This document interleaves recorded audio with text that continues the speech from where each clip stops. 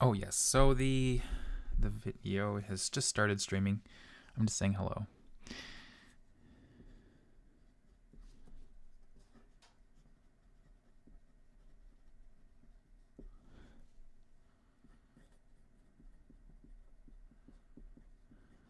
Okay.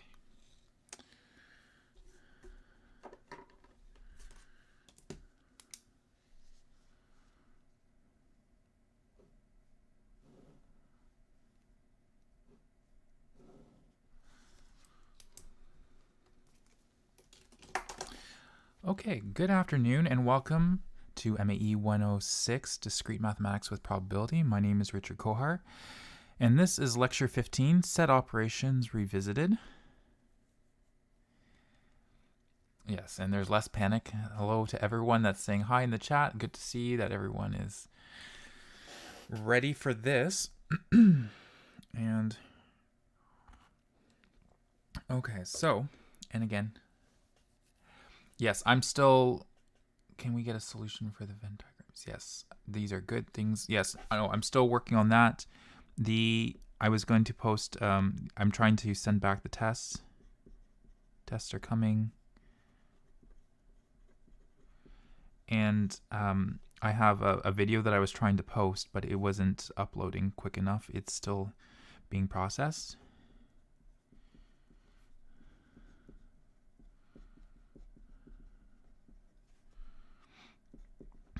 So that's coming as well. So there will be a PDF. Yes, I will make a reminder to for Venn diagram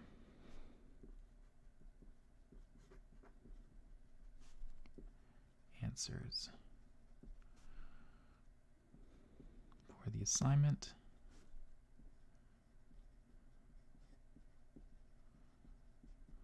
So that's a reminder for me.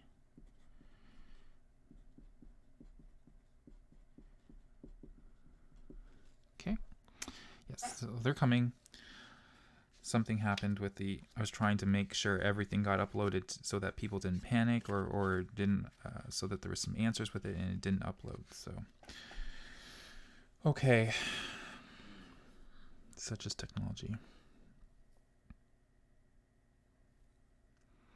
So we're going to, we had seen previously that we had set operations.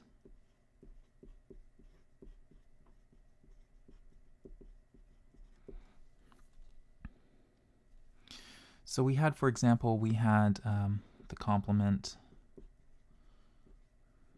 which had some little prime notation that denotes the complement. And so that was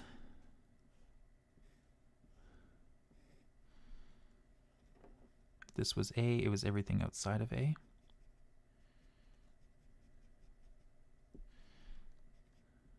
So there's A complement, and that's A. Make sure I'll label my universal set. There's U. So that was the complement. We had the union. So if I had two sets, I had A union B. The little Venn diagram looked like this. It was everything inside of A, everything inside of B, and in both.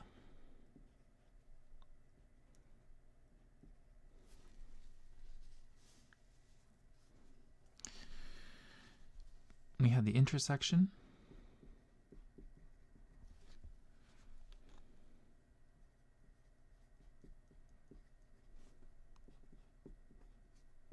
So you can think of it visually as it overlapping.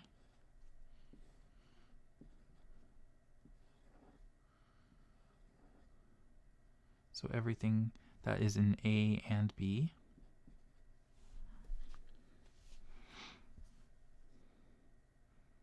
We had the subset. So we wrote that as A subset B. And in a Venn diagram, this would look something like this. Would have something like A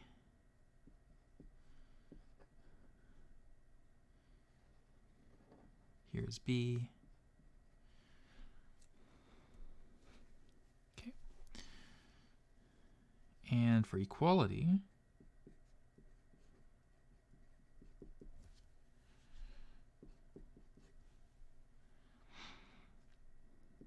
we had A equals B.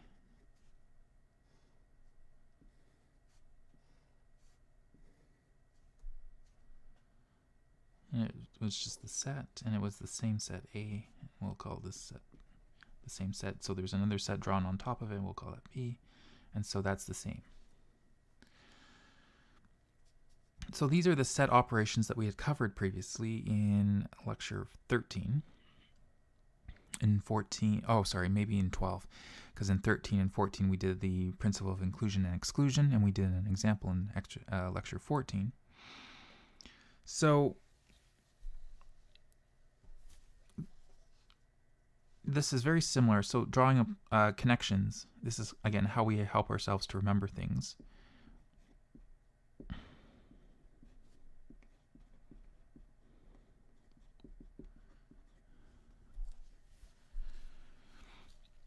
So when we have the complement, we have a kind of a logical analog to this, which is the negation.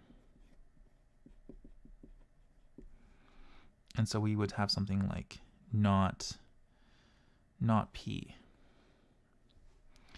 And over here, we would have the union, which would be the disjunction.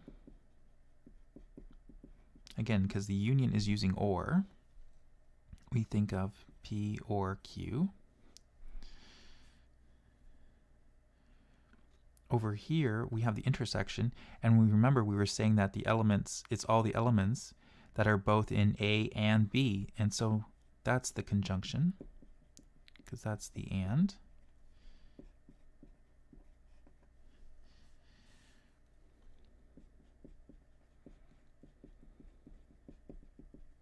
We have the implication with the subset, because if you are in A, then you're in B.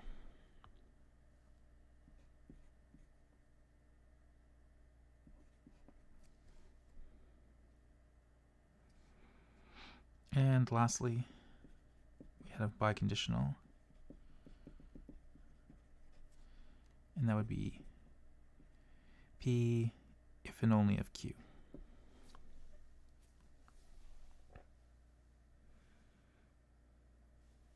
Okay, so why talk about the logical connective? Because this again will help us with the next set when we're going to be looking at the set operations.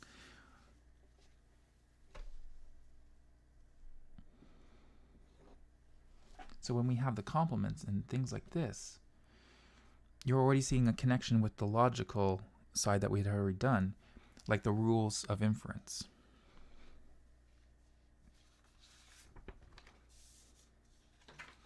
So with the rules of inference, we can start off with the idempotence.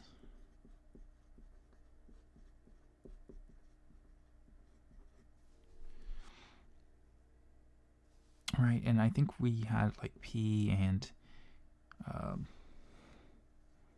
P is logically equivalent to just itself, and P or P is logically equivalent to itself. That's what we had for the logic.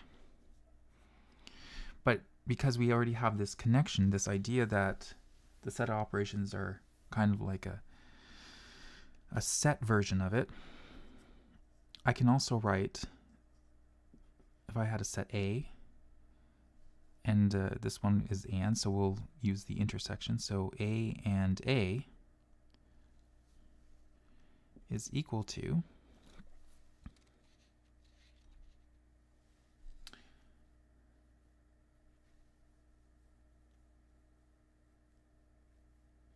is both a subset. Sorry, somebody, sir, could you explain how the subset is like an implication? It's like an implication.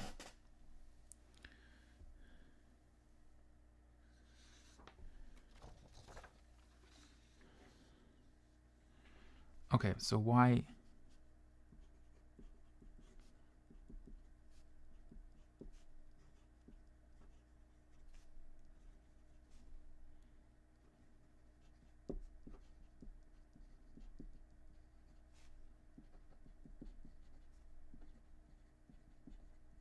Okay, there we go. And Ryan's already beating me to the punch. Yes, it is a, but this is just the question. And maybe I'll call this 1b just so that I scan this in properly. Why is it like an implication is because, okay, let's say if I had P implies Q, Q implies R, therefore P implies R. So if I said, say, like,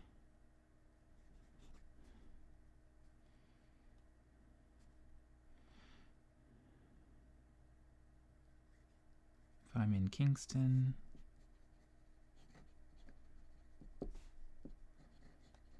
then I'm in Ontario.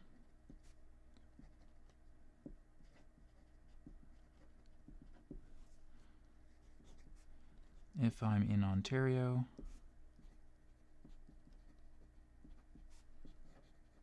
then I'm in Canada. So therefore, if I'm in Kingston,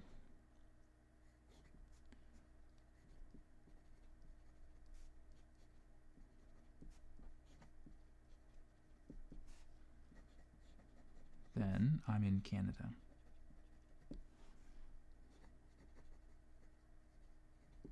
So why is it like an implication? Why is it like a subset? Because I could say I have, here's Kingston.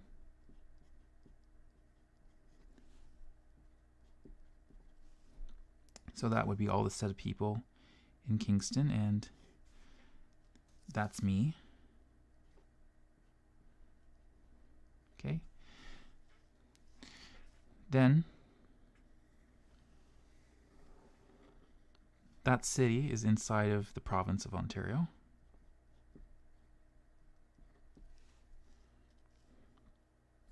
And that province of Ontario is in that grand country we call Canada.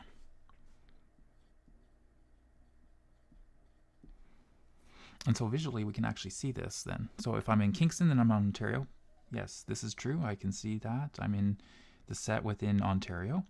And if I'm in Ontario, then I'm in Canada. Yes, I'm in Kingston, I'm in Ontario. So if I'm in Ontario, I'm in Canada. So therefore, if I'm in Kingston, then I'm in I'm in Canada. Not all of Canada, but in Canada. Okay, perfect.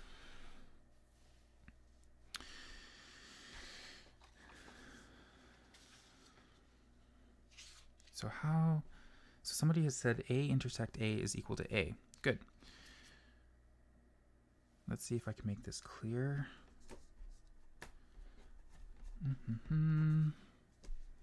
Let's use this.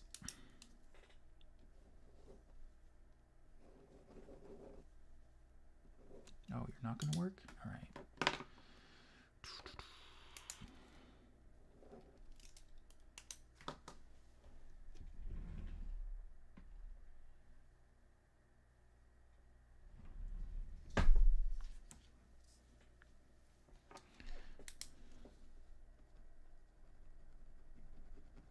So there we go. We'll cover this all in.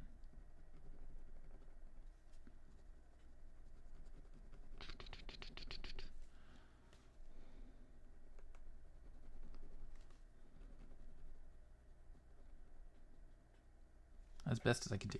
There is A. Okay, but we're going to need another copy of this, so let's make another copy. Here is, okay, make sure I get the right circle. That looks good. We'll use that one again.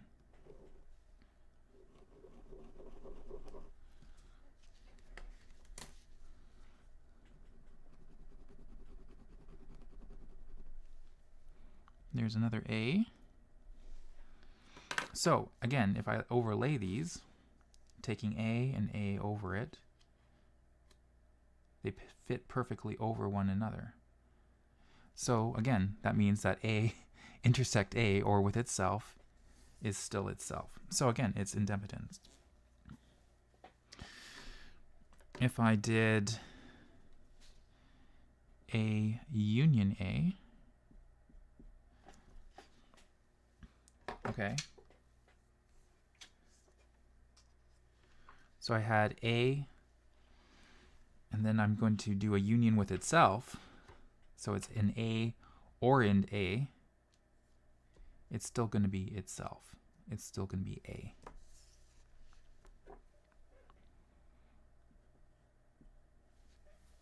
Okay.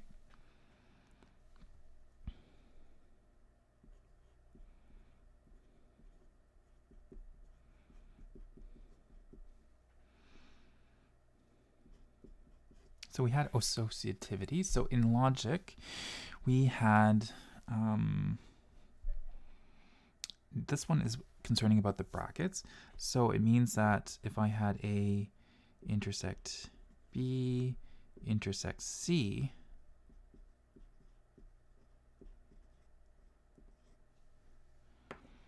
this one says that I can put the brackets around any two groups. So I can take these and I can push these forward, or I could push these back, and it's still good. And same thing with the oh, I'm sorry. I should be using this with logic. But the same thing applies with the union.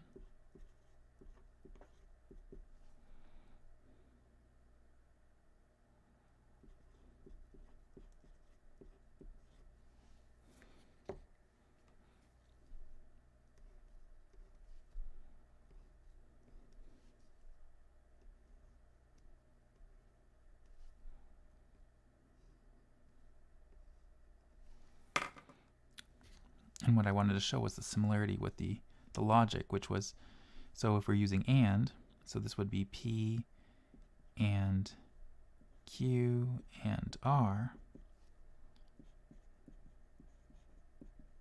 Same idea. So again,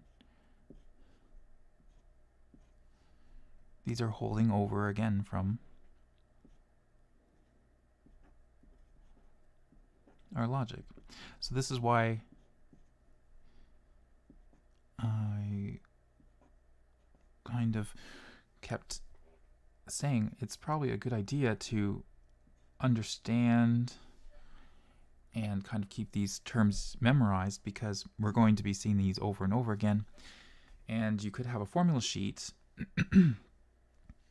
but really if you understand the idea of, say, idempotence or associativity, you've now memorized basically 4 of these formulas without, well, you know, with one piece of information or one idea. So with one idea, you can expand this out to 4.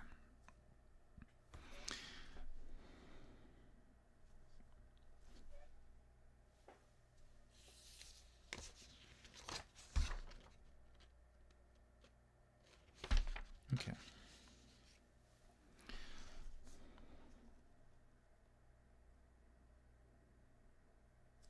So let's say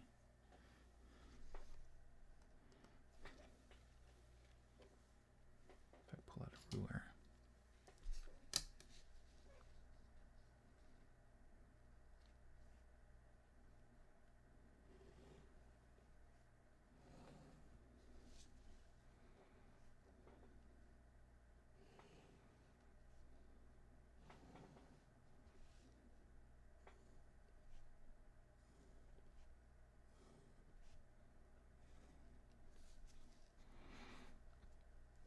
And if I do this, we'll do like 3 little sets. Oops.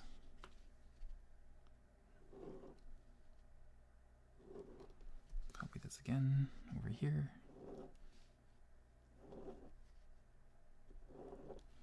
Okay.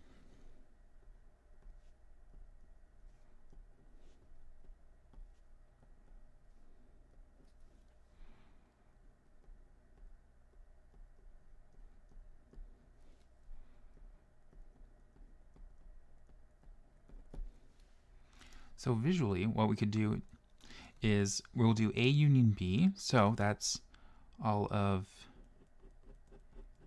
this one in here, A union B. Shade that all in.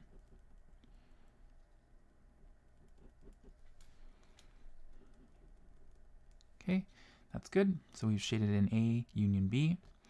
So that we've done with the brackets first. And then we can do all union C, which means that it's everything in this one as well as everything in C. So we'll fill in C as well. And we're done. Similarly, we could do this with A union bracket B union C. So that just means that we would fill this in first here. We have B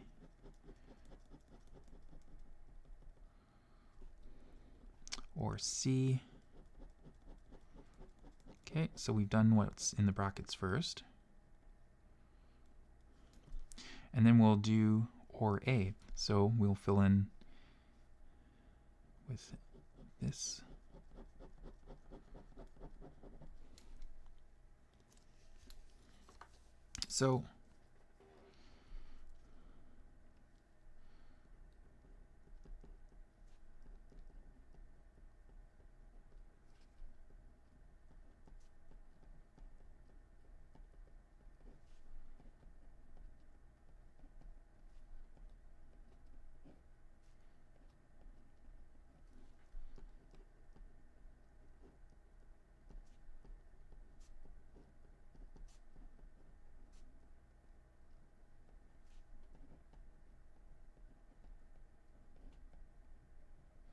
So while the order of the coloring, the sets may have changed, we got the same Venn diagram. Okay?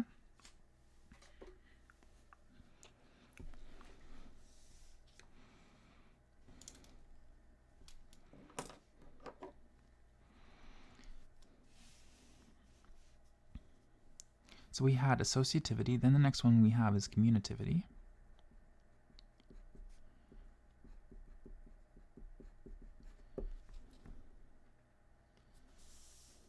I'll put this in bubbles because this is the logic.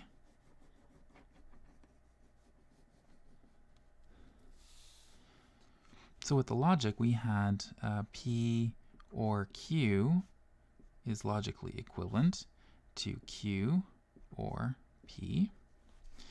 And same thing with the and. P and Q is logically equivalent to Q and P.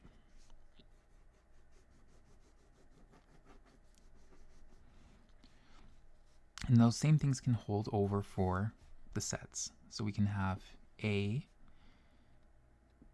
or B is equal to B or A. And same thing with A and B is equal to B and A.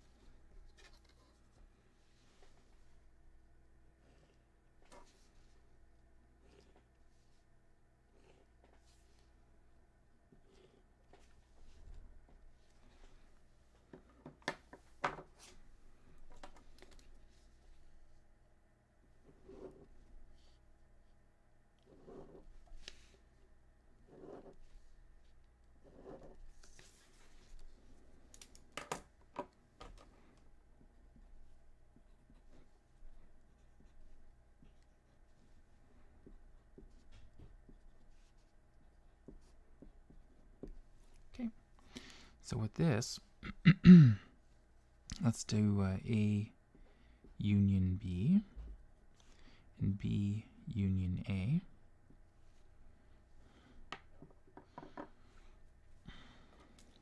So it's everything in A or in B. And if I read this one, it's everything in B or in A.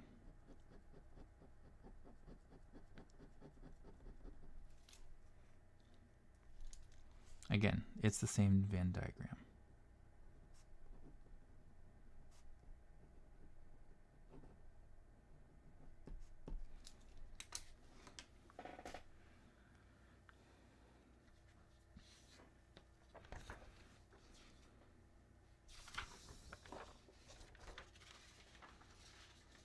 So here we go with number 3.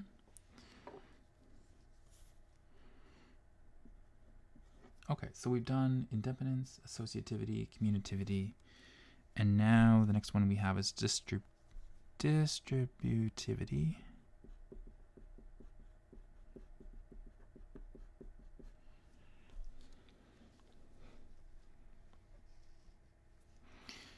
In the logic ones, we would have, say, P and Q or R is logically equivalent to P and Q, or P and R. And just flipping these around, we can do this with the P or Q and R. So we can have P or Q and P or R.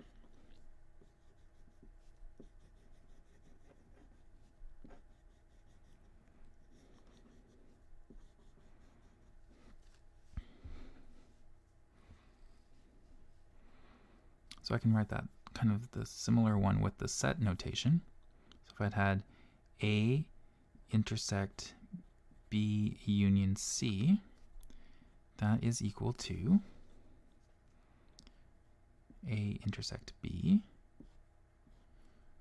or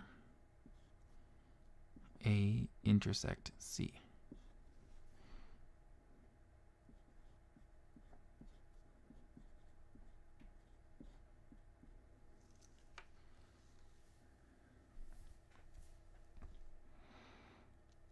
So again, it's matching what we had here. So we had A and B, so this is P and Q, or we have A and C, this is P and R. So that's good, it matches. Same thing with A union B intersects C. It's A union B intersect A union C.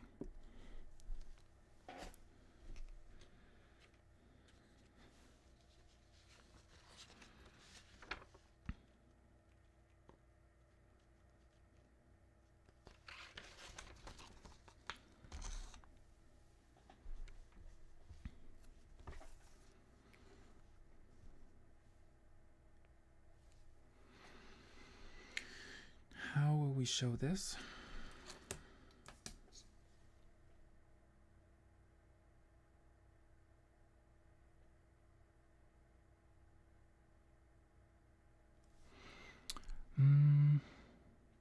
Let's do this first one up here.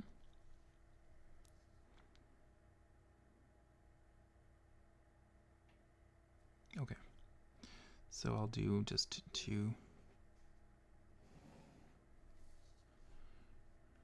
Just to kind of give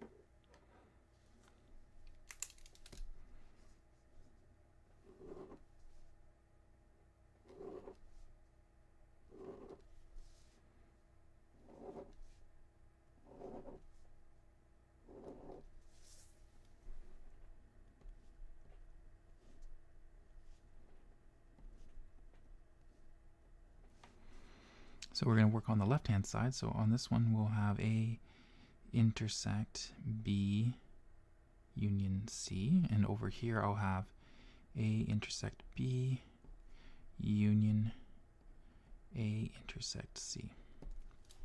Okay. So we'll start with what's in the brackets first. So I see that it's going to be B union C. So I'm going to shade everything in here.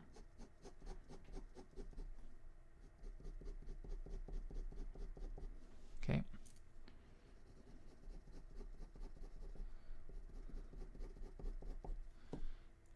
And then it's going to intersect with A. So I'm going to draw it in this way.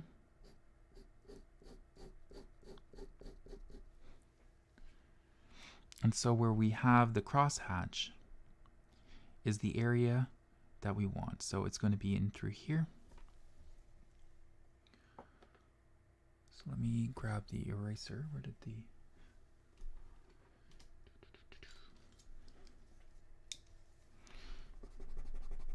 So the only area where it is this crosshatch right in there.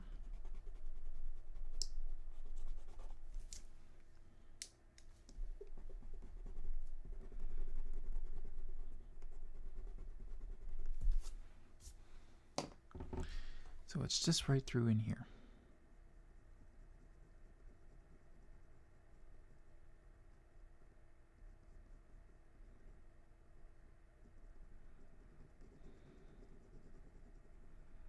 Okay. So that's what we have for A intersect B union C. Over here, which is kind of nice, I have the union. So I'll do these two brackets, and I'm going to do what's inside each of these brackets. And I don't have to worry about intersection. It's just going to keep adding on to what I had previously. So A intersect B, so it's everything in A and B, so it's just in through here.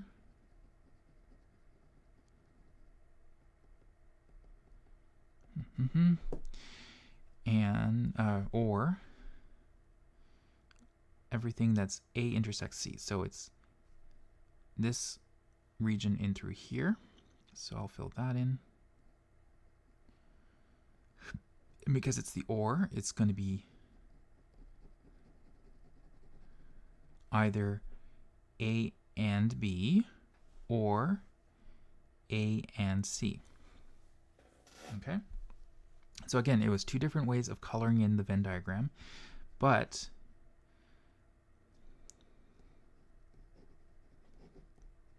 they are the same.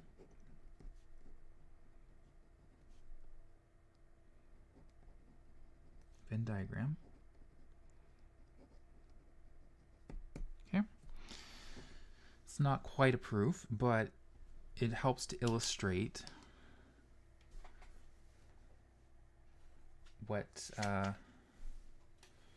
what we're doing. Again, the brackets are just dictating the order in which we're coloring in. If you wanted to see more of a rigorous proof,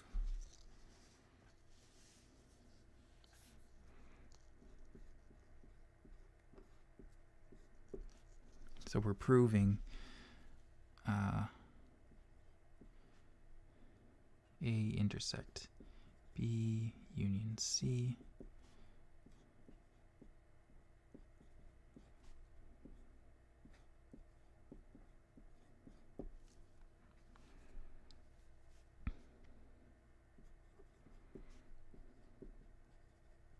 Well, we start off is with some sets. We'll let A, B, C be sets. And we're going to let X be an arbitrary element.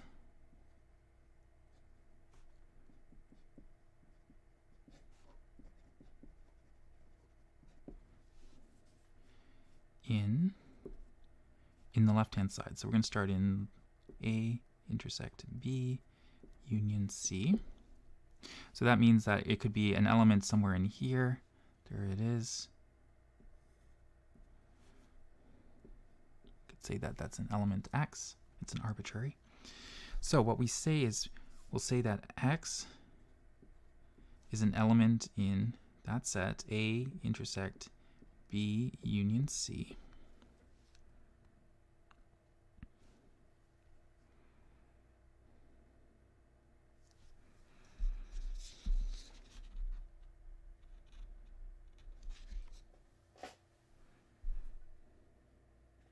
Okay. Well, we'll say that this is logically equivalent to, remember we have to go back to what the idea of what the union was. So for a union,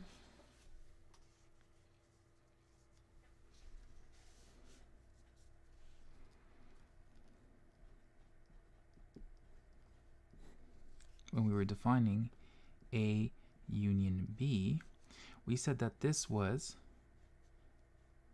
the elements in the universal set such that X is either in A or in B,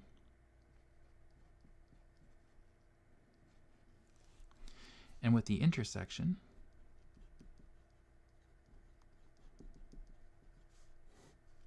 we had, when we were defining this, this was from lecture 12, that's all of the elements in the universal set such that X is in A and X is in B. So what I'm going to do here is I'm saying that X is an element in A intersect B union C. So that means I'm going to use this intersection first. This means that X is an element in A and X is an element in B union C. Just using by definition of the intersection.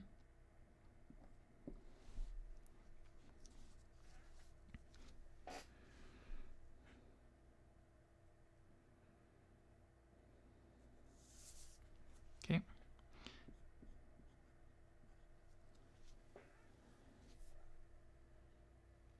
Then the next thing that I can do is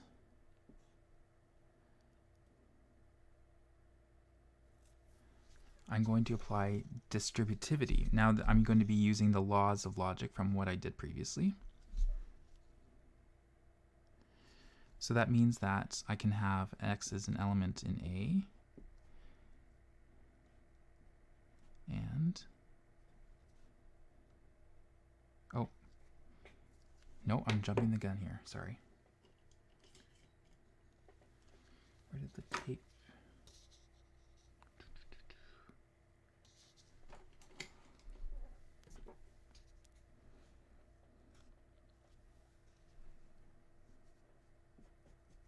I'll just have to scratch up that line.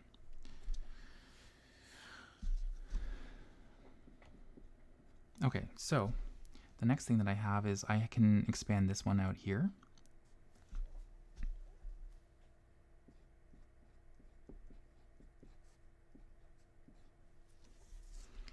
And I can expand that out using the union one.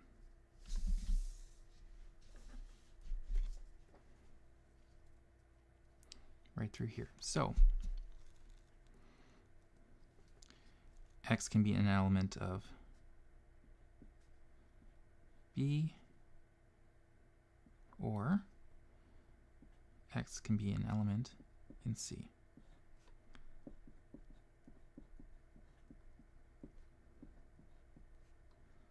So that's by definition of the union.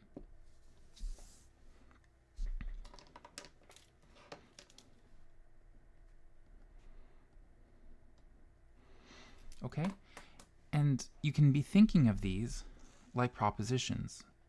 So you can be thinking of this as, P. So that X is an element of A. That's a proposition. You can think of it. You can think of this as a proposition Q. So X is an element in B, and X is an element in C. So what we have over here, what we're really thinking logically, is that X is an element of A is P and Q or R. And we know from our laws of logic that we can use the distributivity rule because we've proven this. That's okay. We've proven this using a truth table, and it doesn't matter if I'm got some new propositions. I can still, it doesn't bother us. So what I'm doing is legal or P and R. Okay, so that means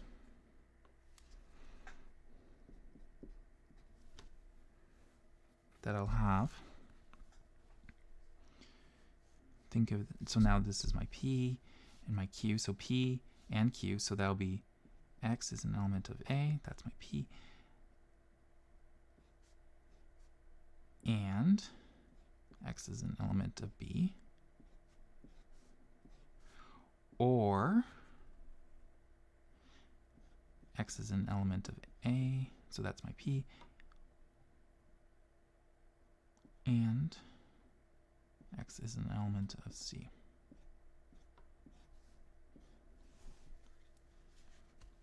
Okay, and that's by the logic distributivity. So this is okay, we're doing that.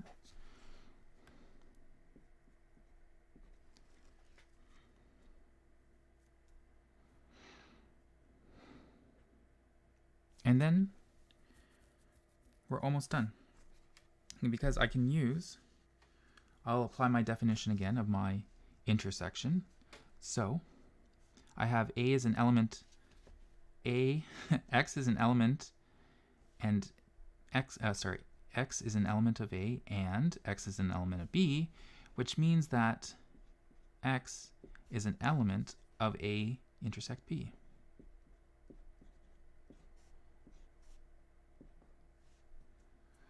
And same thing here. I have X is an element of A and C.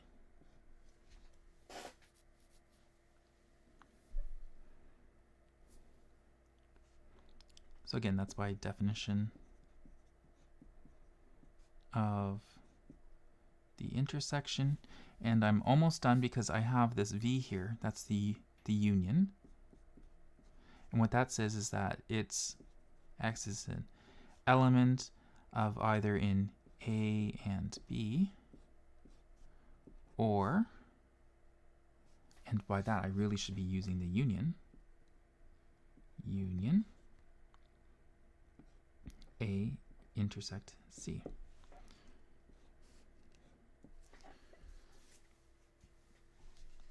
And so we're done.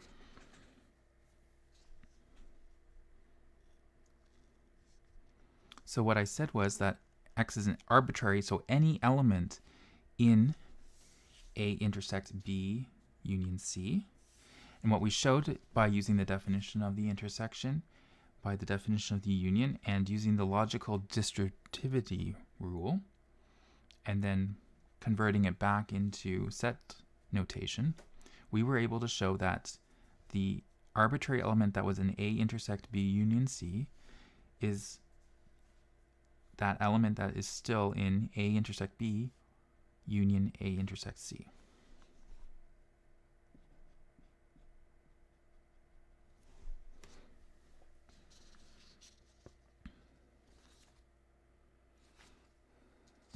Okay.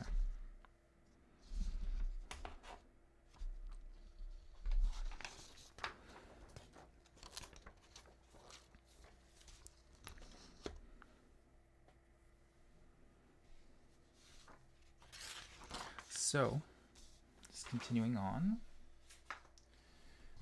So we've done the distributive property.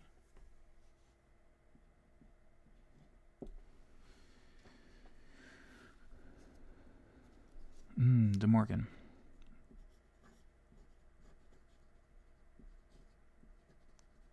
Okay. So with De Morgan, we had, it's kind of very similar. It's like the distributive nature of the negation. So if I had P or Q, the negation of P or Q is not P. and not Q. And similarly for P, the negation of P and Q, it's P or not Q.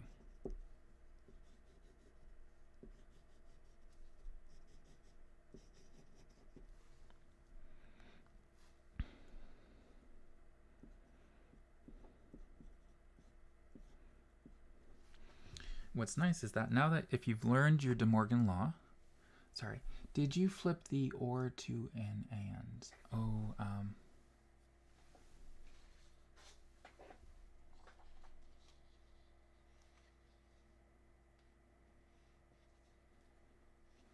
sorry, which part?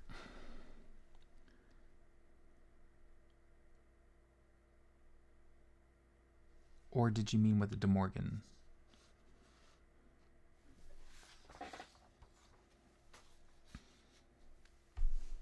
I think this is with Stephanie's question.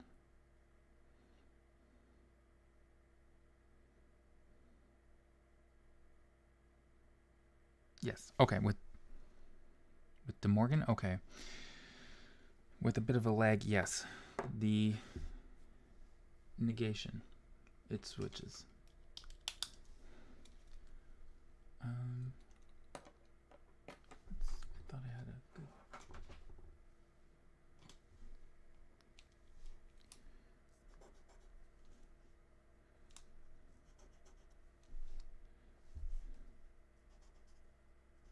It does switch. So if you had the negation of P or Q, then it goes not P and not Q.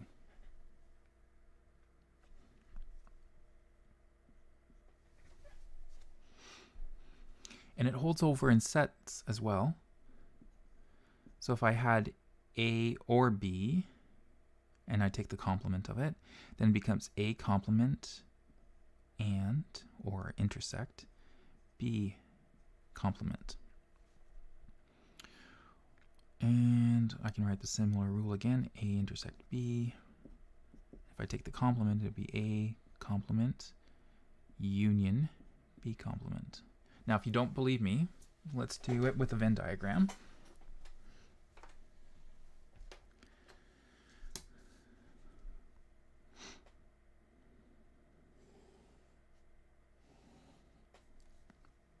Now with these, we had proven those using a truth table. And same thing when we did it on test 1. We used a truth table to prove that.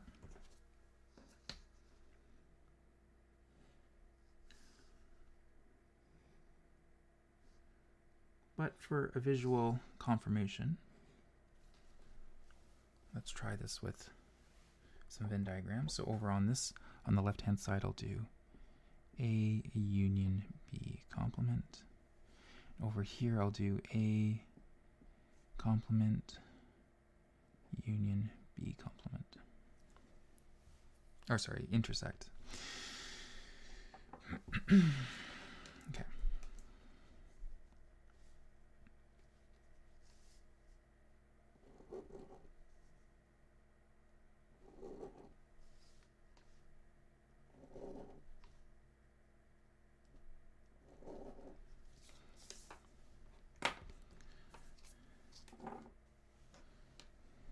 Okay, so with this, looking inside the brackets, I have A union B, so it's everything here.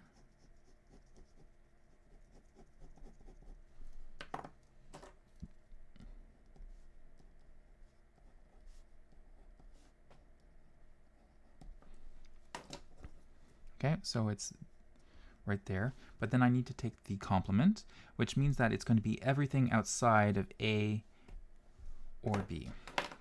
So that means it'll have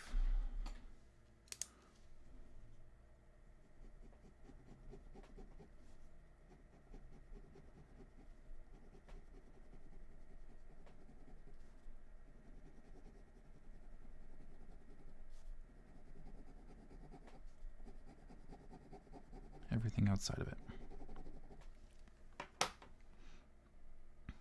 And where's the eraser?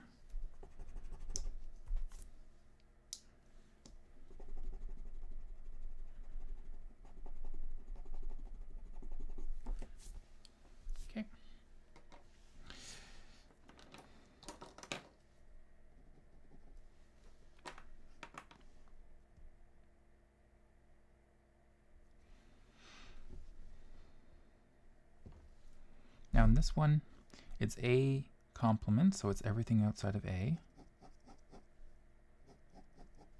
I'm going to, because I'm going to do an intersection, I'm going to use two different lines, directions, and because I have to erase. Okay, so everything outside of A, then I'll have everything outside of B.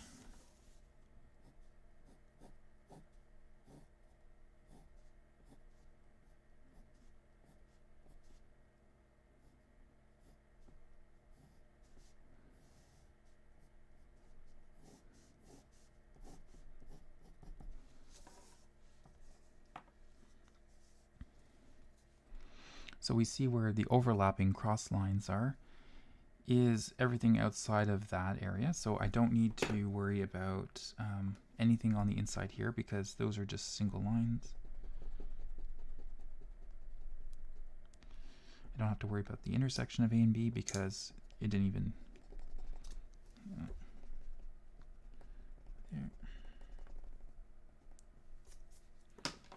So it means that we got the same answer as we got on the left-hand side here as we do on the right.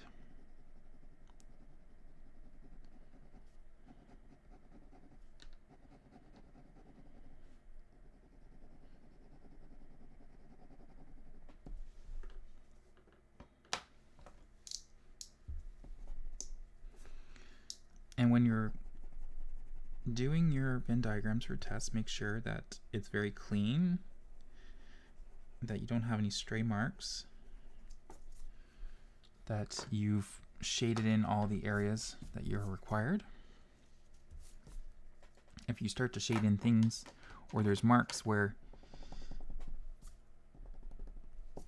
it could be construed as it being shaded, you'll lose points. So there's some neatness required to this.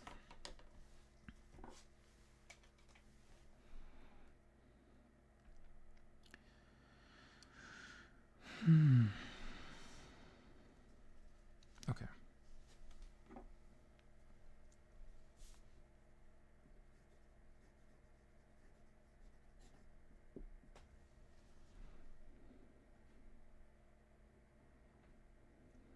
So we had something like identity, which was something like if I had a proposition and a tautology, then that would be just itself. And if I had P or a contradiction, then it's just itself.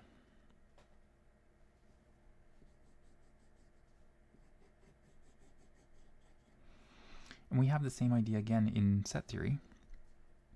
So if I had, instead of using a tautology, it's, in this case, it'll be everything. So you can think of a tautology equivalence in set theory is the universal set. And if you have a contradiction, that's the null set. So if I wrote this using set notation, I had A intersect the universal set. That is equal to just itself. And if I had A intersect with the empty set, it's still itself A.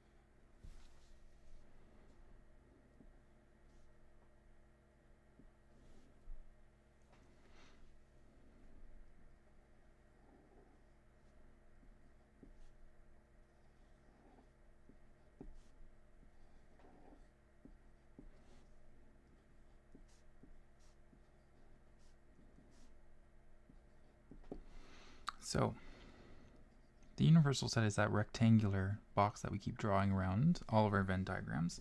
So in this case,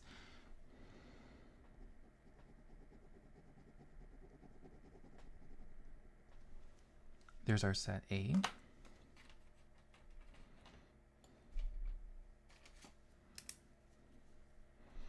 The universal set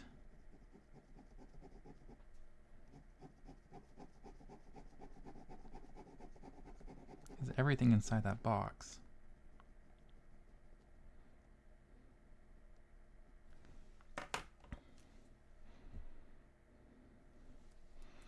And so what we see is that if we overlaid that,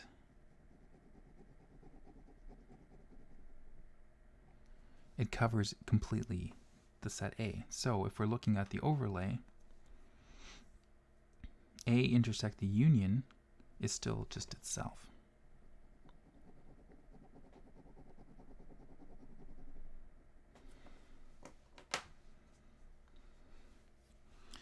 And this should be fairly clear as well, that if I start out with a set,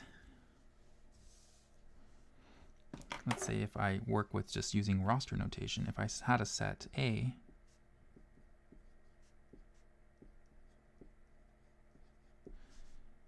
and I have the union, or sorry, the empty set,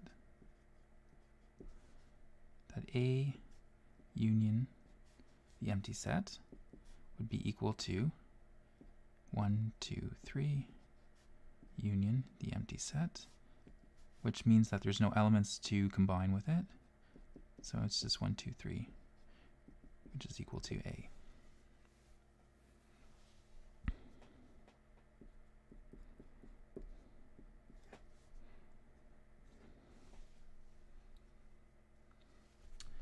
Does that make sense? Is that straightforward?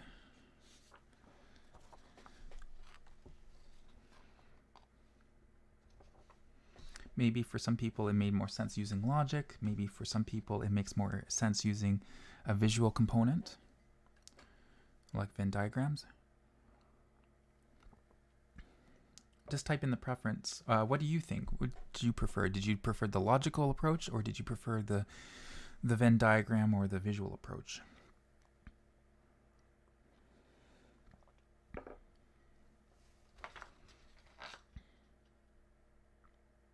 Diagrams, visual, yeah.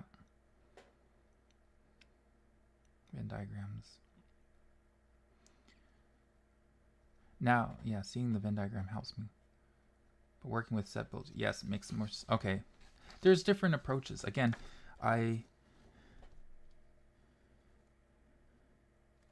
yes. So for those that are seeing kind of the visual representation, is the logical side starting to make more sense as well?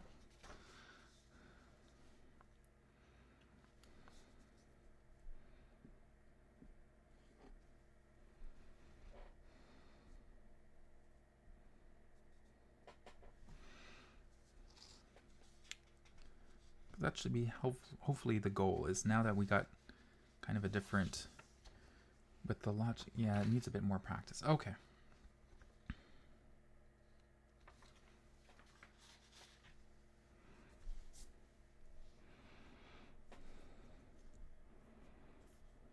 Let's see, we had the domination. So with this,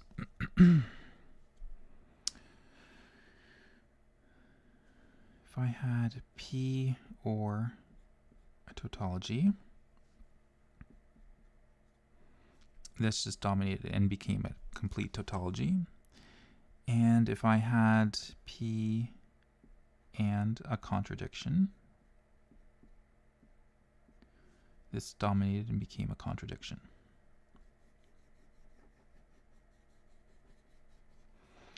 Now again, thinking about that a tautology is kind of like the universal set, and that the contradiction is the empty set.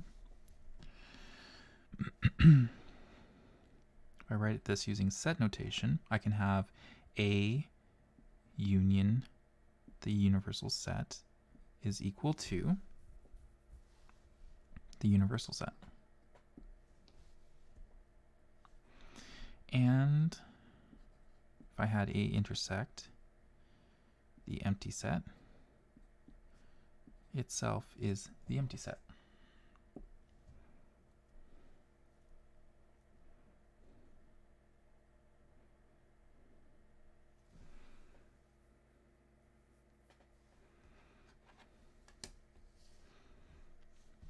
So I can show a little example.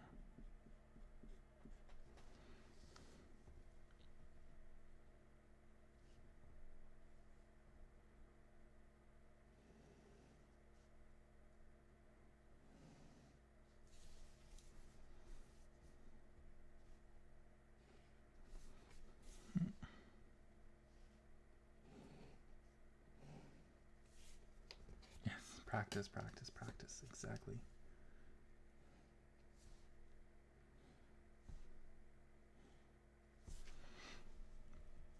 Okay.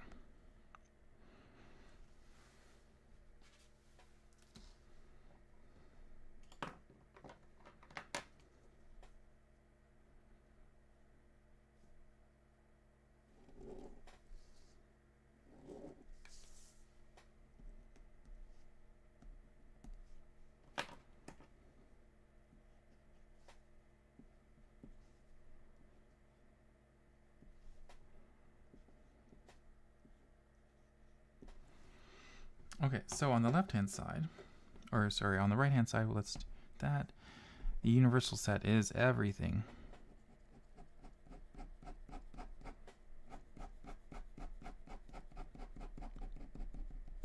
Okay, done. With this is everything in A. So I can fill this in. There's everything in A. Or everything in the universal set. So the universal set goes through everything, including A.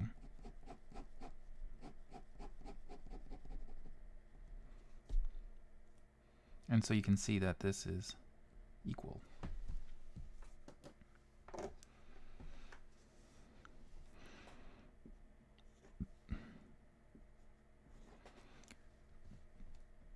Same thing over here. If I did 1, 2, 3, I have the empty set, which is empty. I do A intersect with the empty set.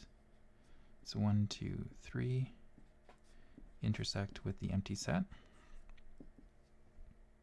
Well, I'm looking for elements that are shared, and there's no elements because this is empty. So I have nothing left.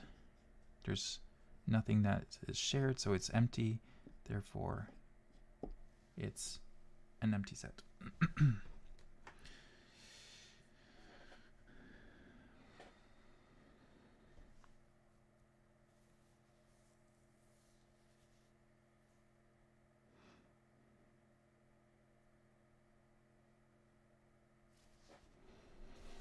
Okay, so I'm going to call this, this is the complement rules. But it shares a similarity with the excluded middle.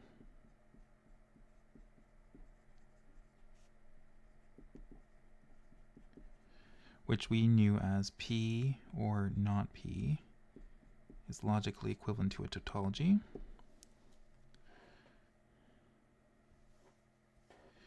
And we also had a contradiction.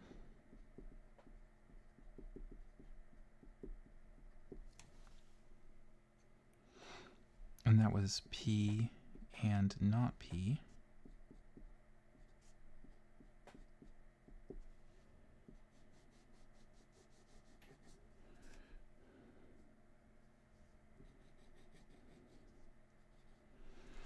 So we can actually write equivalencies with this as well. So I have A or A complement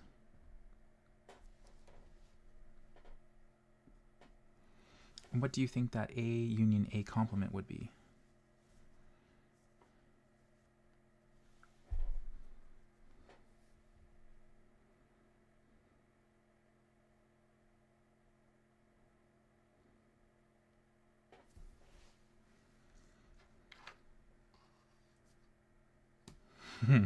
T.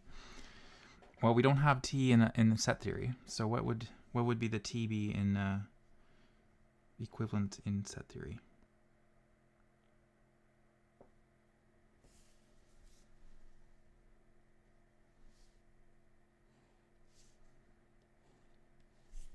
U, exactly.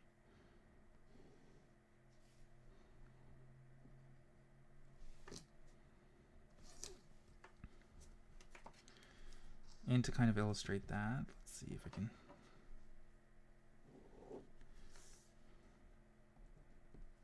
Right? The universe, exactly. So, it would be everything in A.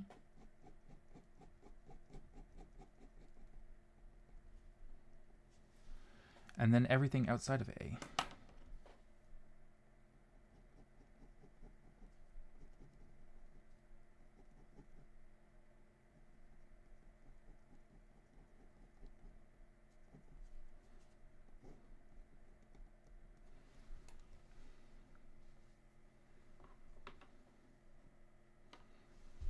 So that does mean it is the universal set. Yeah, so it's everything.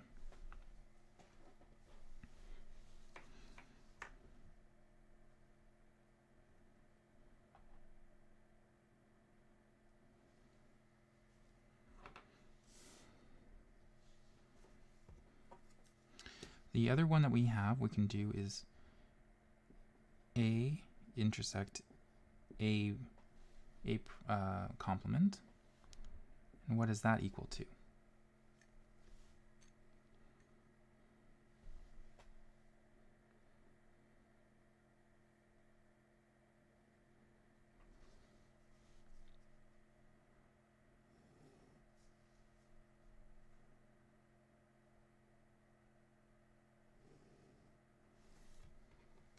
Yep. The empty set. Yep.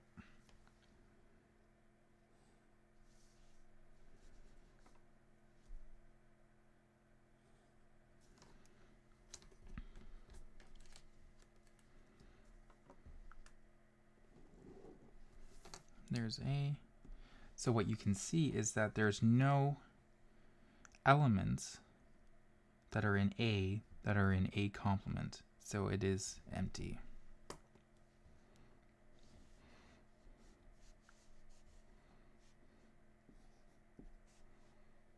What else is this called?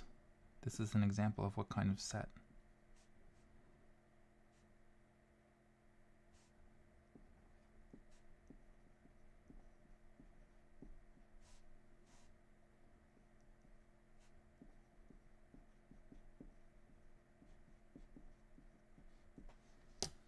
Yeah, it's an empty set, null set, but it's an example of what?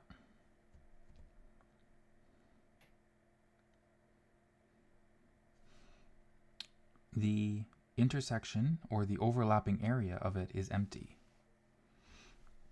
So what does that mean? We had a term that we called it.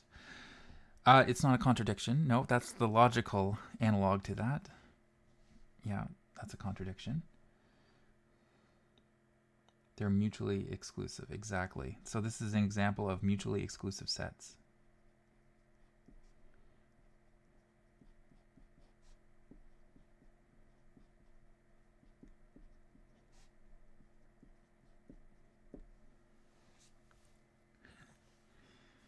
Yes. Remember, we had defined that earlier because we had seen that mutually exclusive sets. Let's say we have A, we have B. This is a mutually exclusive set.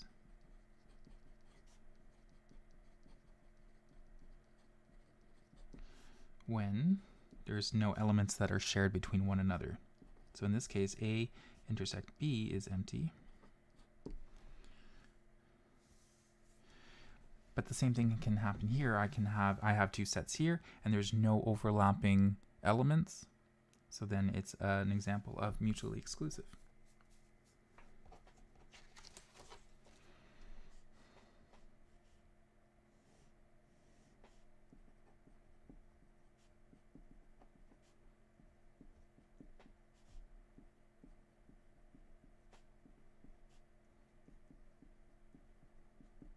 They share no elements.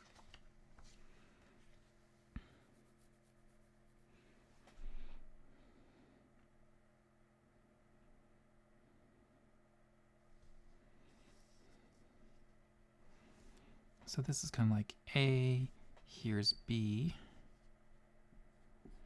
So here's a question for the class. What do you think then the complement of the universal set is?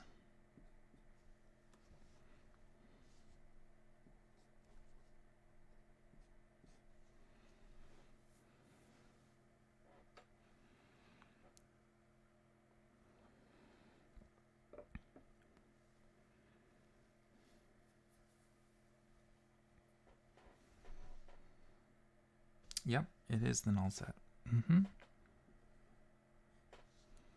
Right? So if you have the universal set, so that's all the elements, and you take the complement of it, then it's empty. Excellent. And same thing if I had the empty set, and I took the complement of it, then itself, that is the universal set.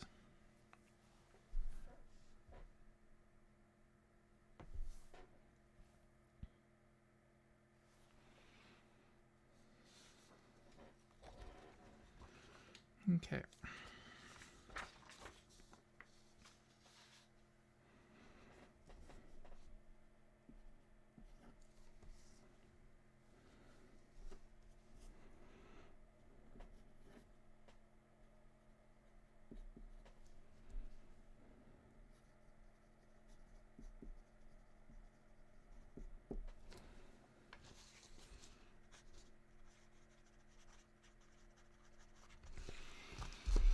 Okay, so we'll do the double complement, which in logic has something very similar, which was we had not P is equivalent to P.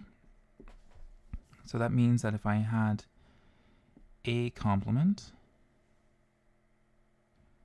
and I took the complement of this, that itself is just A.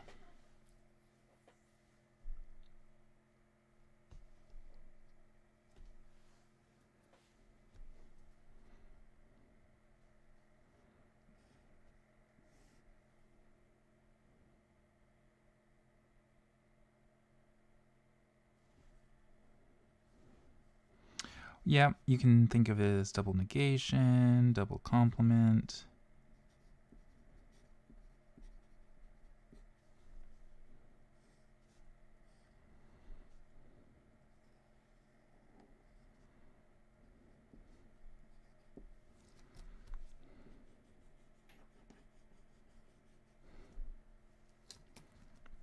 So in this case, let's do a complement.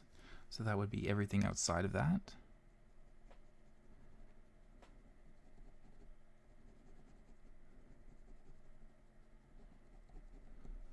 Okay.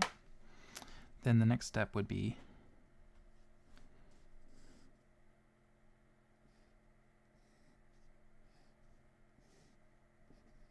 taking the complement of that.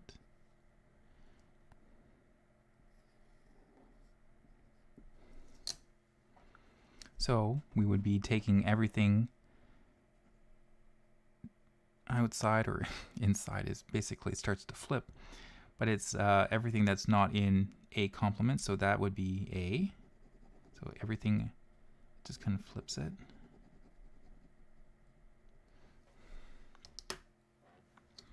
So we're kind of thinking of it, you can think of it like flipping from a negative to a positive image.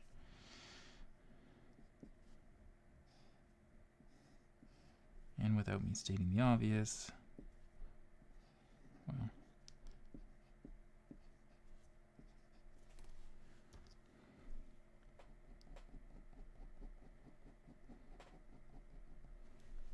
there we go.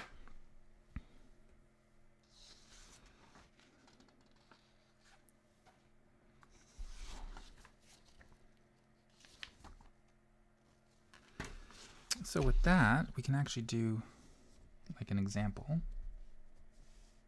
I'll keep my double complement right there. Double negative.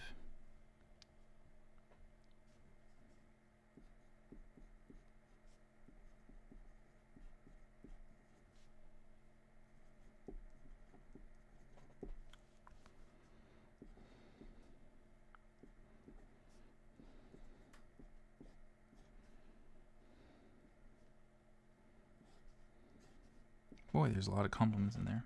And we're going to show that all of this is equal to just A union B complement.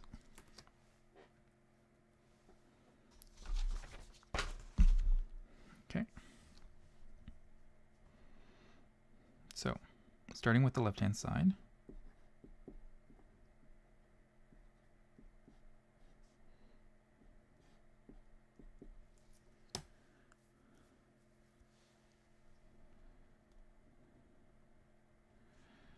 I can actually simplify that. So that is just B using the double complement.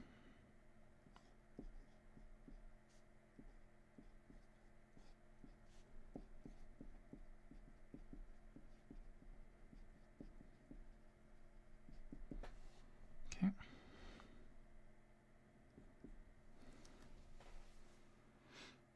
Then the next thing that I'll use, flipping back to our rules, we had done De Morgan. So using De Morgan, I have the and, so I'm going to apply the, yes, exactly. We're going to use De Morgan's law, exactly. So we're going to use this one right here. So that's A, we're going to do double prime. The the and switches to an or and becomes, we have B prime here. So this is by De Morgan.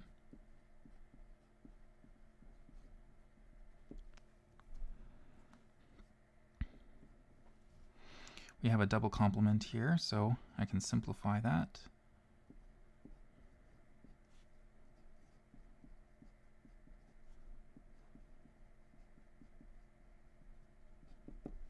What do you know?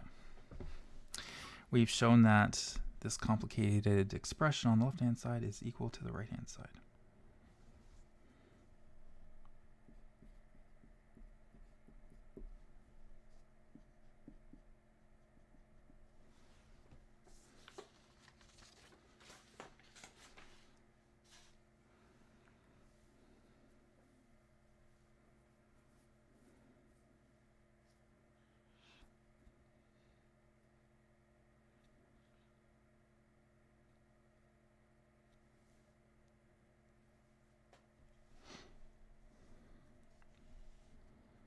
Let's do one more exercise. For example,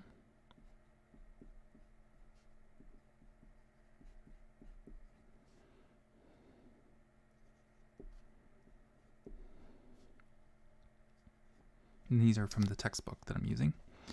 So this is called the absorption law. You don't really need to know that rule, but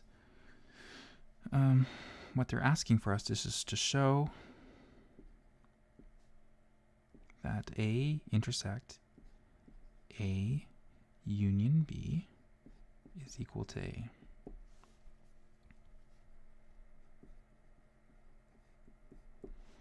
So again, starting on the left-hand side, I'll have just kind of rewrite this again.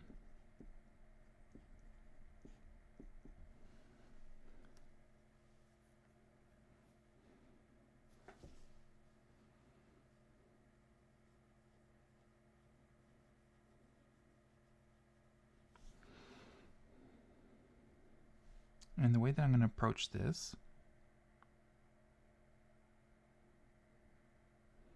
is I'm going to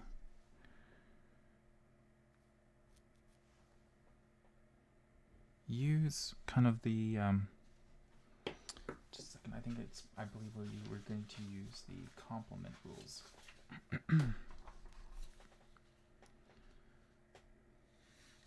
So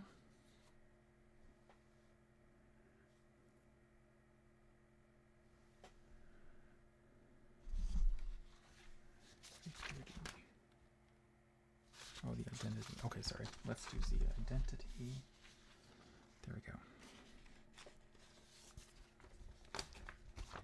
So what I'm going to do is I'm going to use this rule right here. A union the empty set is equal to A. So there's the identity.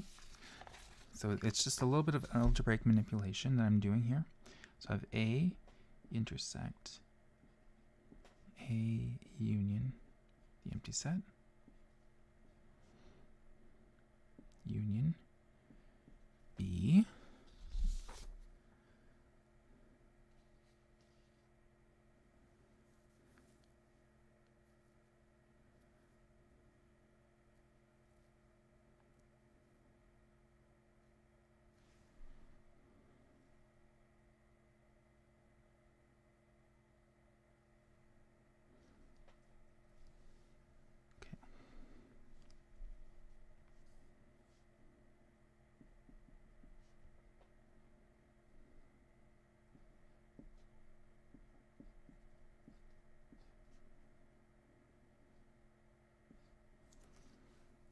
so there's some identity rules that are going on. So what I've done is I've done the idempotence, and I've also used the identity, because I can use a copy of itself. I can do, so the idempotence I can do from A union B. I can go to A union B, and from there I can also then do A union the empty set with A union B. Okay.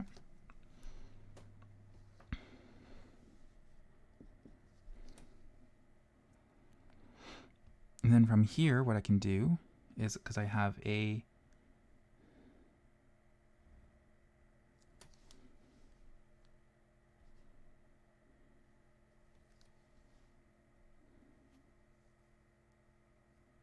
oh, I have really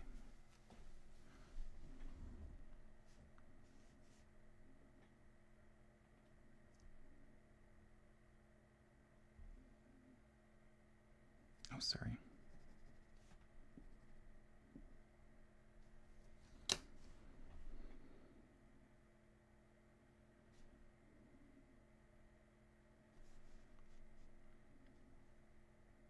I'm sorry, I was looking at the wrong. There we go. And I'm missing my correction tape. I'm sorry about that, but okay, so all I've done in this case is I've just expanded this. I've left the intersect A union B, so that is the same, but all I've done is I've just used the identity and expanded this first part, this A. So I have two parts now. I have A union empty intersect A union B. So there's the identity. And then what I'm going to do is, because I have an A and the A, sorry, where did the empty set come from? I can do that by identity. So what I've done here, I think that there's a little bit of a lag, but yes, the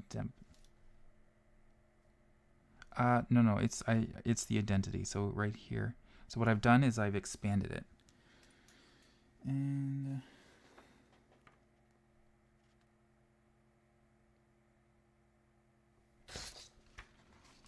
so if I have A, this is the identity rule that we were using, A union empty set is equal to A. So I can go in the reverse direction. So what I've done here is I've done A, and is equal to A union the empty set. Yeah, perfect.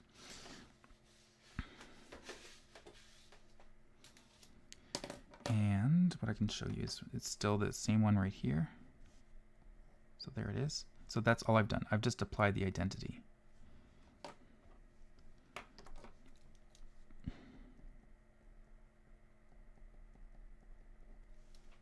Okay. So it's going from that to this.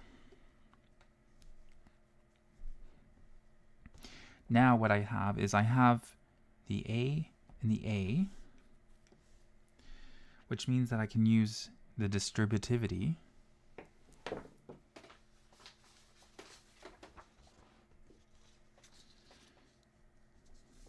so in this case, I can use this one. I have A union B intersect A union C. So same idea, I have a union in each of these two brackets, and then I have the and, or the intersection, which means that I can actually pull out this A. So I'm left with this A union, and then I'm left with the remaining, the B and the C, but in this case, it's the empty set and B. So this is distributivity.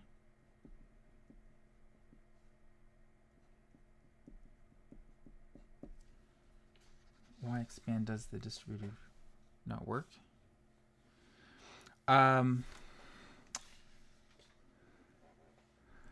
What I'm trying to do is I'm trying to show that this is equal to A.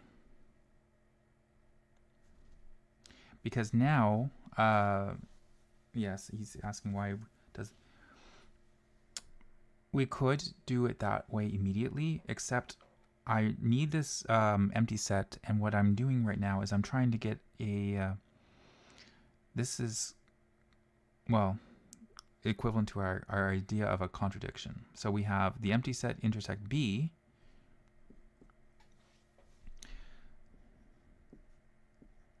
well, the empty set intersect B, which means that it's empty. And that is by one of our, let me just pull out the sheet.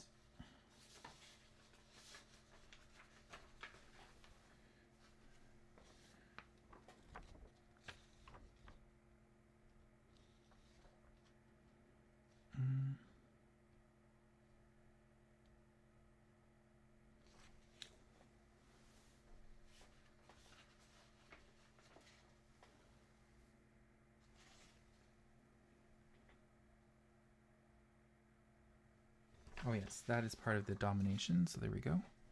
I was just trying to find the sheet. So we had it right there. So A intersect the empty set is empty. So we have B intersect the empty set, that's empty. So that's by domination.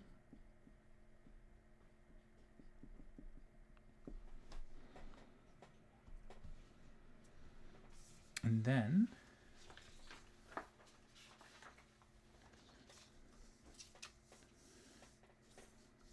we're almost done.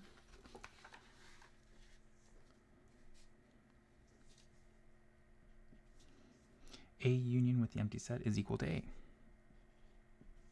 And that is the identity.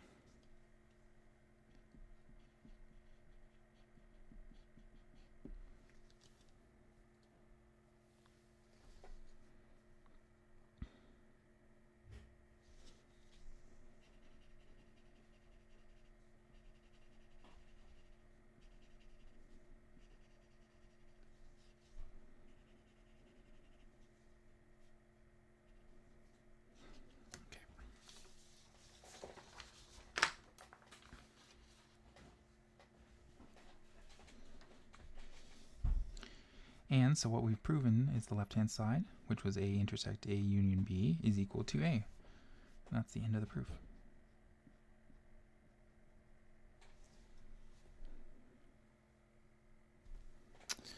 Let's see what would happen. Could it not be written as A? Let's try it. I don't know. Let's have a look.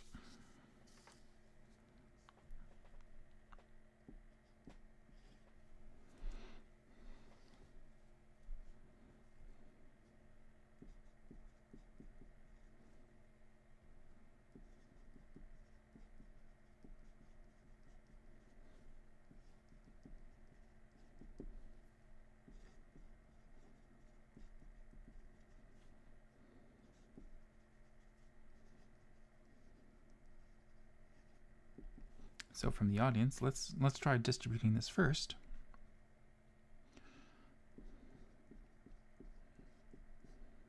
Because why not? Let's be adventurous. A union B. So we're going to distribute this. So I'll get A and A, or A and B, Okay.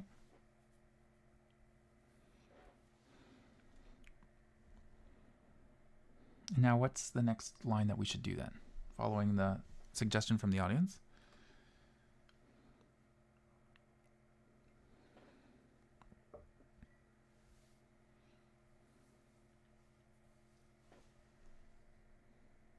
Okay, so he says A and A, that's equal to A. Okay, yes, I agree.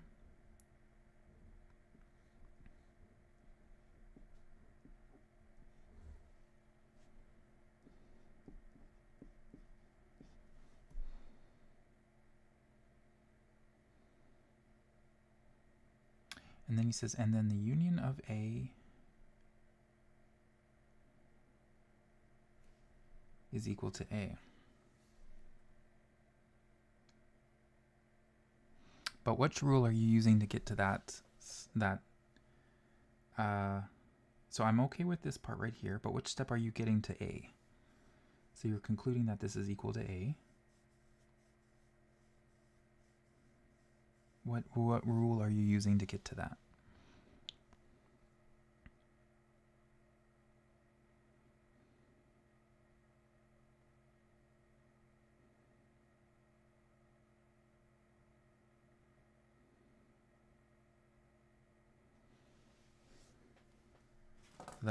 This is my question. So he's saying, okay, yeah, is equal to A, but which rule are you using for that?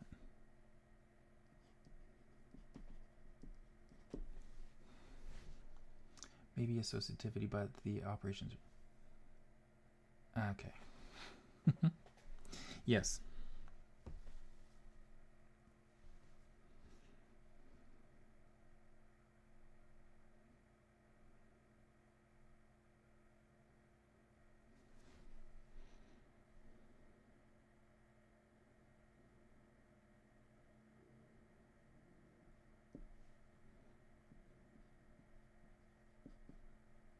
That's the idempotence rule there, and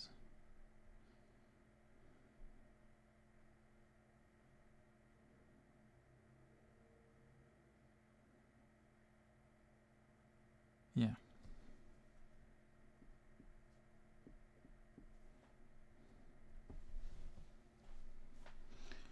But we can actually visualize this using the Venn diagram. Can we not just do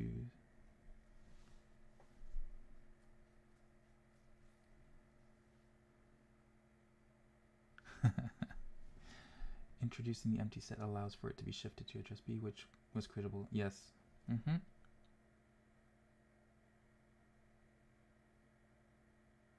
Yep.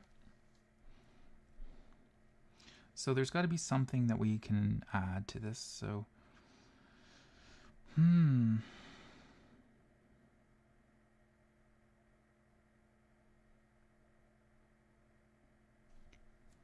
So let's see. Could I do it? Okay, so I can start to follow the same idea again.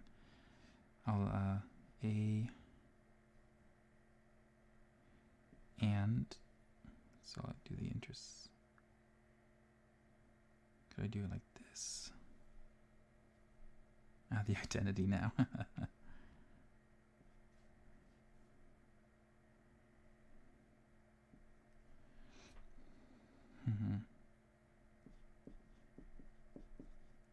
Let's see if I can figure this out.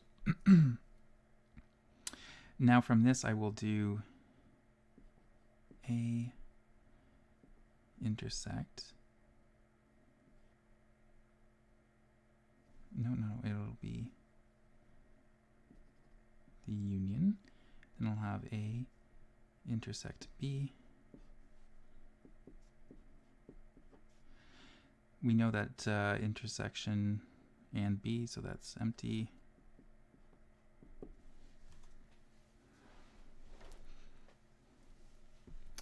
There.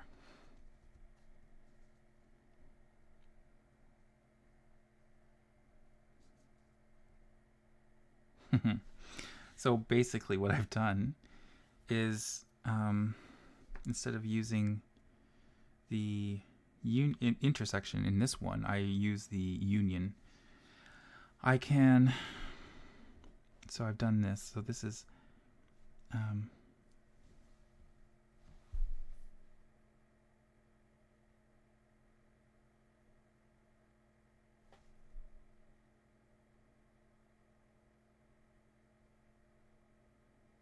no, this is incorrect. Sorry, I've done something wrong there. But what we should try is we should use a Venn diagram. No, it's okay. It's a good question.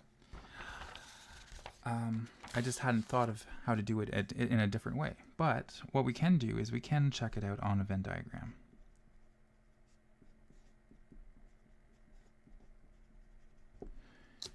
What's always interesting is that there is a playful nature to math.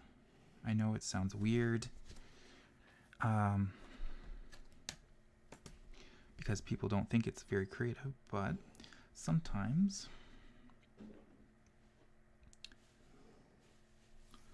we think to ourselves, okay, let's just try it. And then the other question we usually say is, how hard could it be?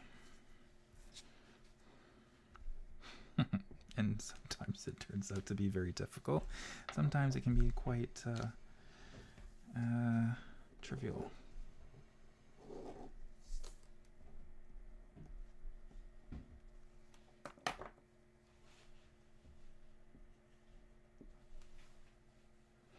Okay, so let's do the Venn diagram for that. And let's see.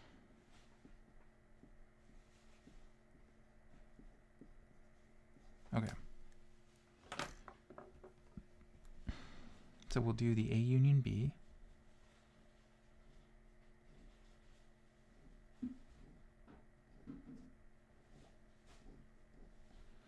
It's going to intersect with A.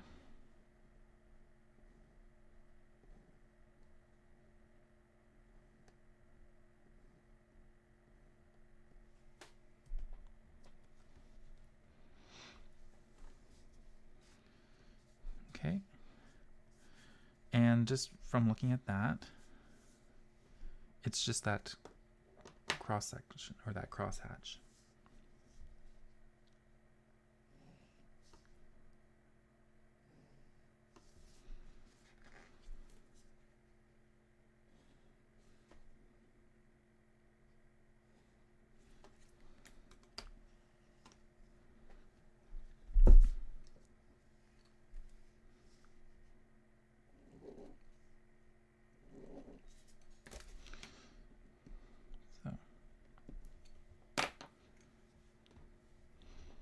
That cross section is just in through here.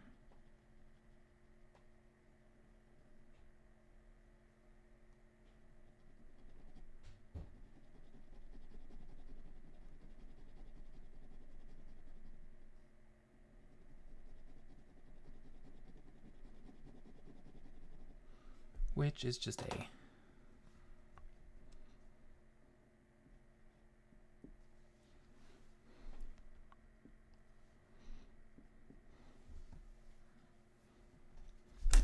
Oops, there we go.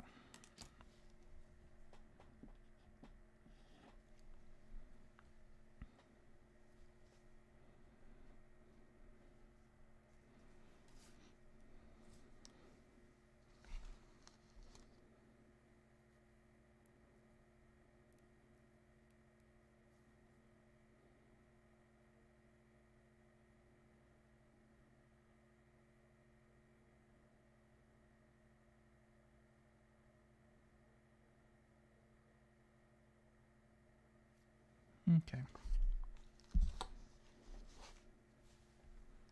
Perfect. What's another thing that we could try?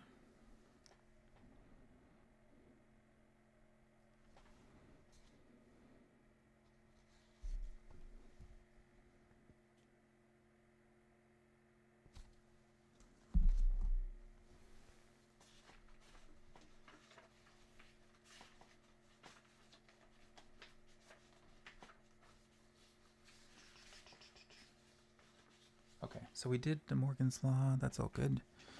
Okay. The one thing operator that we haven't really talked about was, remember we did set difference, and we had done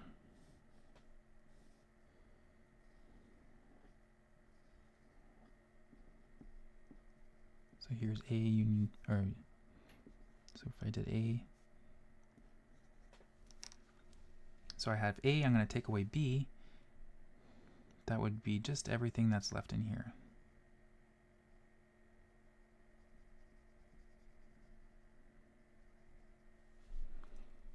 So there's the set difference.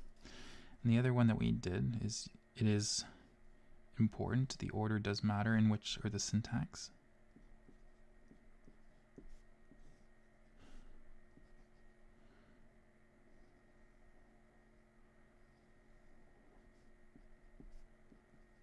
And so if I have B, I'm going to take away A. This is what's inside there. So that is what's going to be left, is just this crescent shape.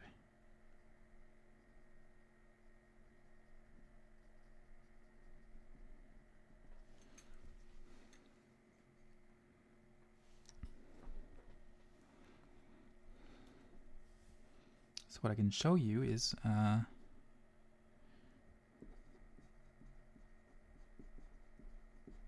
show that A set minus B is equal to A intersect B complement.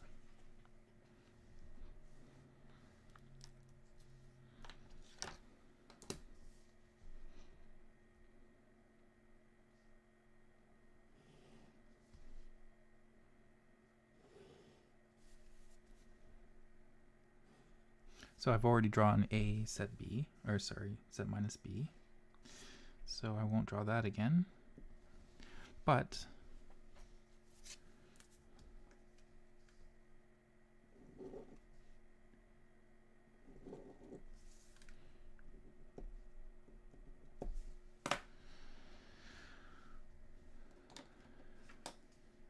it's everything outside of B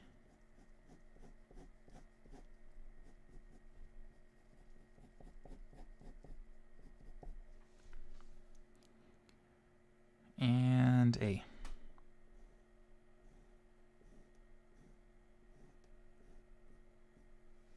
And so you notice that the crosshatch is just in through there.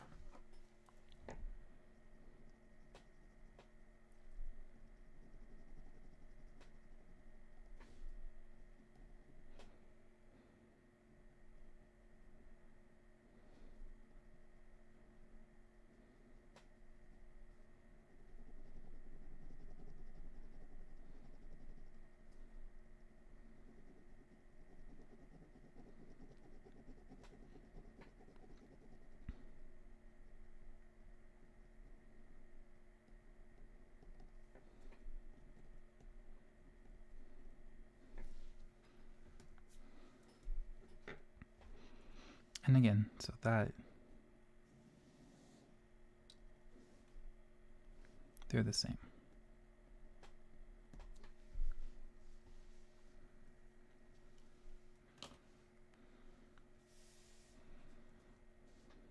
Speaking of order of things, so we know that A set minus B is not the same as B set minus A.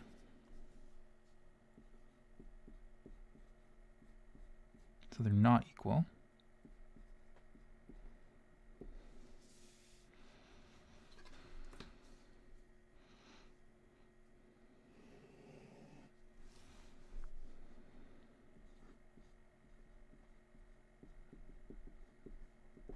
Here's a question.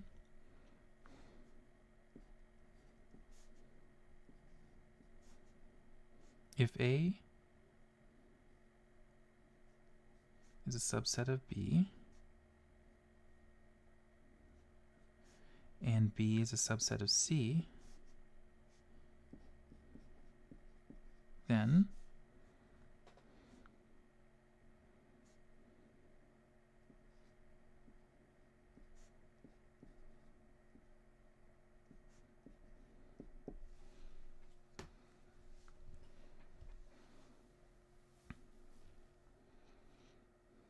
So this is just our last question. If A is a subset of B and B is a subset of C, then is C a subset of B and B a subset of A?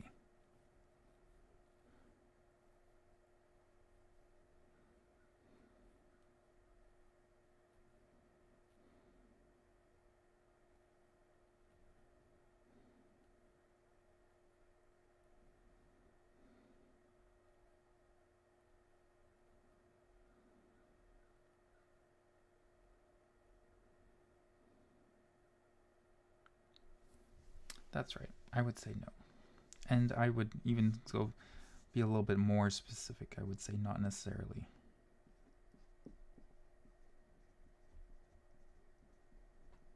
Not necessarily.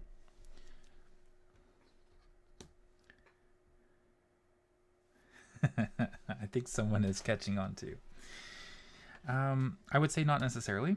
And the idea is that, again, if we draw out the Venn diagram, just kind of a typical Venn diagram. Yes, that's a good example. So, and this is going to illustrate why it's not always good to rely on pictures, because it could come down to the way that you've drawn them, and it can lead you to miss. So let's say I have A. This is fine. I can draw that. I'll draw B. Okay, that's fine. And here's C.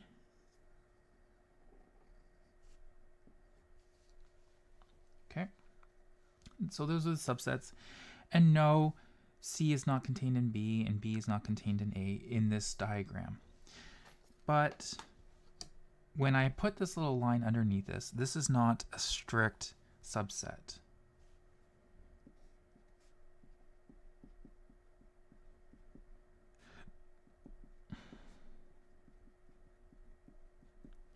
Meaning that it does not necessarily have to have one element that is contained inside of it that the other sets don't. And why am I being pedantic about this? Why is it not? Because this is a proper way. I could have drawn it this way, or I could have drawn it like this.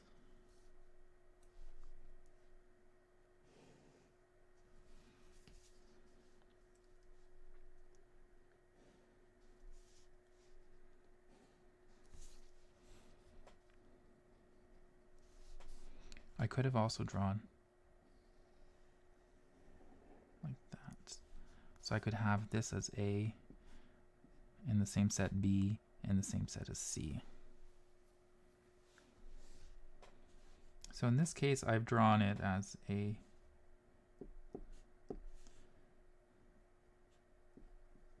B subset C.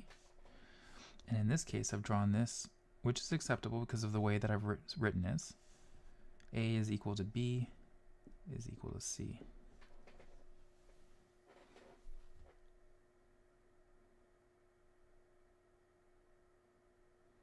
Yes, exactly.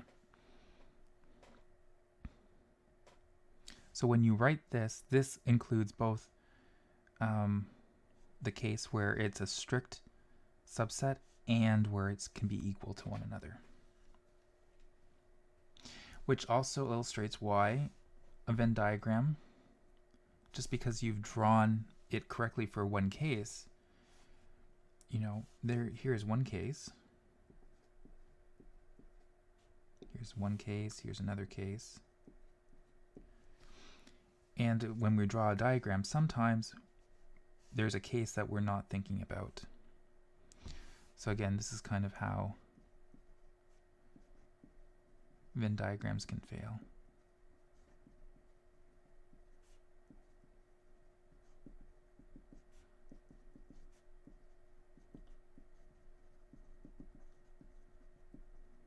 Considering all possibilities.